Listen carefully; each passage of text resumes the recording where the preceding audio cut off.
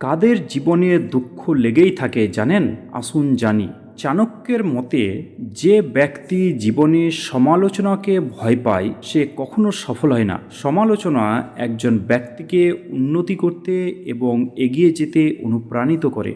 যারা ছোটোখাটো কাজের জন্য অন্যের উপর নির্ভরশীল হয়ে পড়ে তারা সমস্যায় পড়তে বাধ্য। ফলে যাদের সঙ্গে সে কাজ করে সেই একদিন কষ্ট দেয়। লোভ হলো অনেক সমস্যার মূল। এর থেকে দূরে থাকা উচিত। লোভের কারণে একজন ব্যক্তি মাঝে মাঝে এমন মানুষের দ্বারা বেষ্টিত হয় যারা তাকে অনুপযুক্ত কাজ করার জন্য চাপ দেয়। একজন ব্যক্তির তার সামর্থ্যের বাইরে তার চাহিদা প্রসারিত করা উচিত নয়। যখন কেউ তা ভুলে যায় তার কপালে কষ্ট থাকে। কোনো সময় অন্যের কষ্ট সমাধানের জন্য সরাসরি তাতে যুক্ত হতে নেই। জড়িয়ে পড়লেই কষ্ট বাড়ে।